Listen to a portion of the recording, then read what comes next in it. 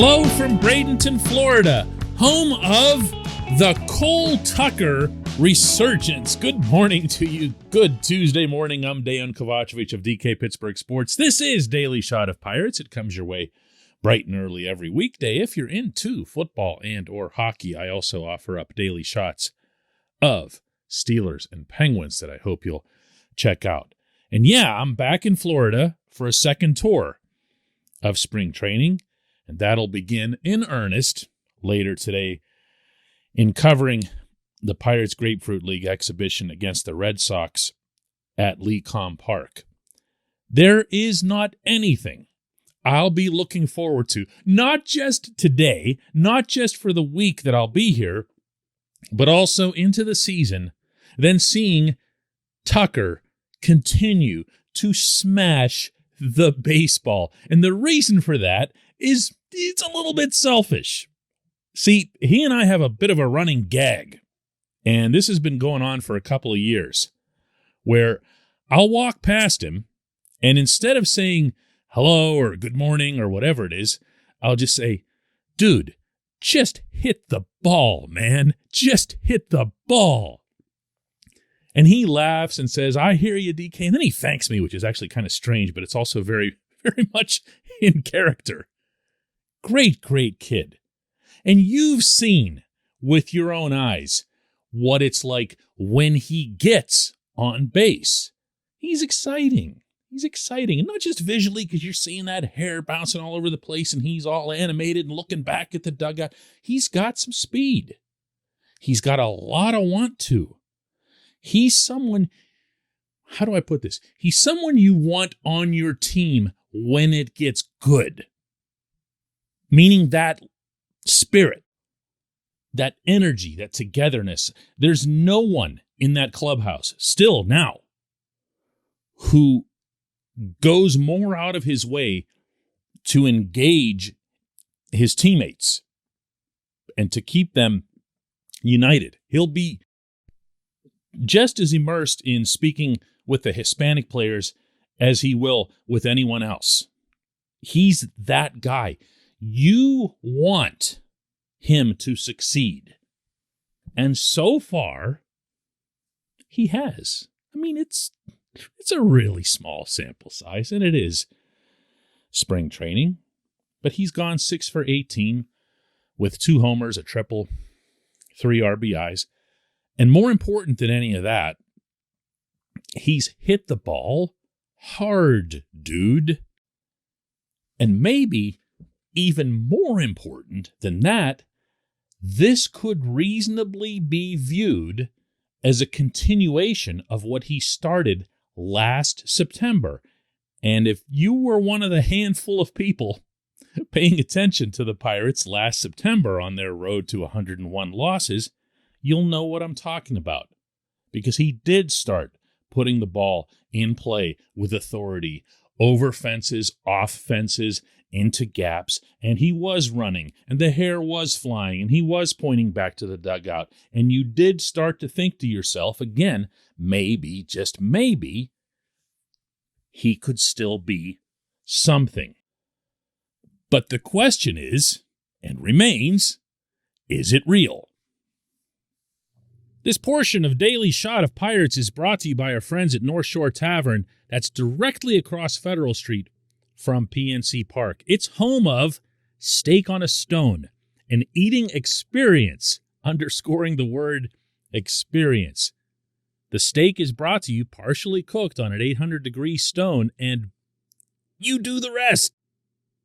It's a ton of fun, it's a great meal, and it's a baseball atmosphere like no other in Pittsburgh. North Shore Tavern, right across Federal Street from PNC Park. Is it real? Is what we're seeing in the spring from Cole Tucker real? Is what we saw last September real? Or is everything that preceded it and all that relentlessly soft contact, is that what's real? Is that the default that he'll revert back to sooner rather than later? Given the rather candid relationship that we have, I've asked him about that this spring. In pretty much those terms. How do we know that this is real? What's different? What's different? What did he change? And in not so many words, and absolutely without throwing Rick Eckstein under the bus or anybody else who's been his hitting instructor, because ultimately, look, you're the one in the box. You're the one who's in there. You're the one that's got to make the decisions. You're the one that's got to feel right. You're the one that's got to know what's working for you mechanically and what isn't.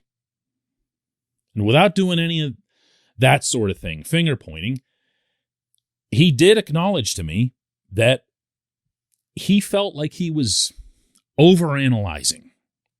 He felt like he was thinking a little bit too much, worrying about where this goes or that goes, in which order this should happen, instead of just swinging the bat violently, instead of putting something into it. Now, there's a technical component in all this, and it's something that, my goodness, I've heard this even from lay people, let alone baseball experts, who, in just watching him, whether at PNC Park or even on television, have noticed that there isn't much drive from the lower body, or there wasn't anyway, that he wasn't really getting his legs into his swing. It was more of a torso, thinking of his torso being on a hinge, and his legs would just basically be there, and he'd kind of, you can picture it in your head, right? You know what I'm talking about? He would just go around, and the bat would come around, and whatever force was there was whatever force would be applied from the bat to the ball, and it obviously wouldn't be much. If you watch him now in the spring, you'll see that his stride is wider, and he is getting more of his legs into the swing. But that's really about it. I pressed him. I wanted, like, give me specifics. Give me a reason to believe. And I couldn't get any more than that from him, because I don't think that there is anything more. Ever since he was a child, he's been able to hit a baseball. And I believe, listening to him, that over the last couple of years that he's had so much information flooding into that batting helmet that he's started to approach the art of hitting maybe like golf, where every tiny thing has to be so controlled. That's not baseball. There's no tee. The ball's going to move on you. You got to make decisions. You got to think situationally. But above all, you've got to swing like you mean it. So far, he has. And if that continues, well, that'll be a bright spot for sure in the 2022 season, because he's still young enough that he can be part of whatever it is that happens in Pittsburgh when things get good. When we come back, just one question.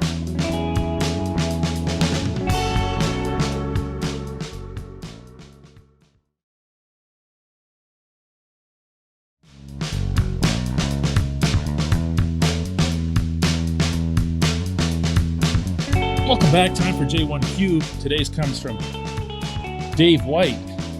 And Dave asks, the Pirates are leading the Grapefruit League in home runs, and that wind in Bradenton gives up a lot of those home runs. A lot of the runs given up by our pitchers this spring have been on home runs.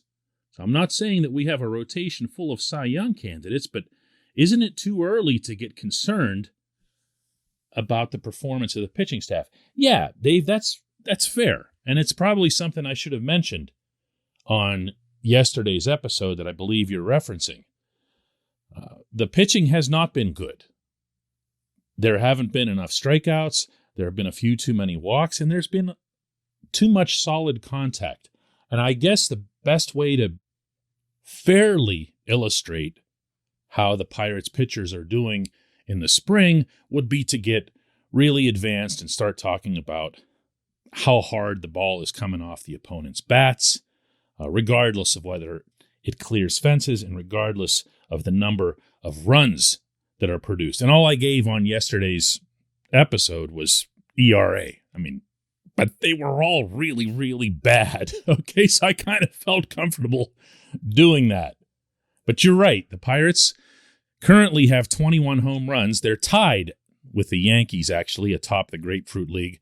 Only one team in all of baseball has more home runs, and that would be your billion-dollar Dodgers. They just have one more. They have 22. But this is the sort of stat that's a recurring theme every year. The Pirates are always at or near the top in home runs for the reason that you mentioned. Bradenton is a wind factory. It's either going out to left or it's going out to right, but it's going. And there are games where all you have to do is put the ball up there and let the wind do the rest. I've seen pop-ups, infield pop-ups just get carried out there. It's crazy. And I've also seen fly balls, routine fly balls just become doubles. We actually refer to them around here and have for years as Bradenton doubles.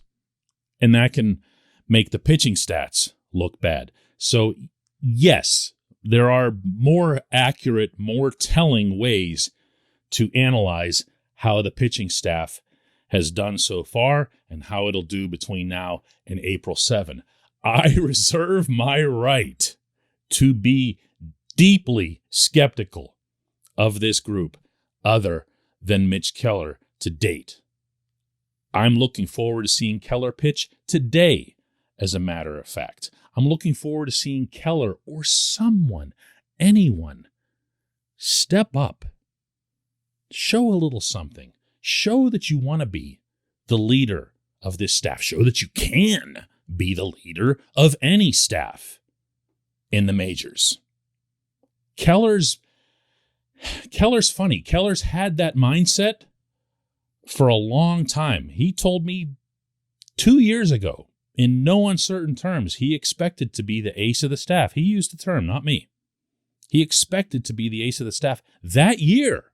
This was back when Joe Musgrove and Chris Archer and some other guys were still in the fold. He expected to be that guy. And then his stuff just vanished on him for whatever reason. Well, his stuff is back, and it's back in a big way. And if he can make that step forward, listen, the whole discussion that we're having about the pitchers changes to a degree if even one of them steps up. Even one of them. And Keller right now is shaping up to be that guy. So see, Dave, I can talk about the pitching in a brighter light as well. I appreciate the question. I appreciate everyone listening to Daily Shot of Pirates. We'll do another one from down here tomorrow.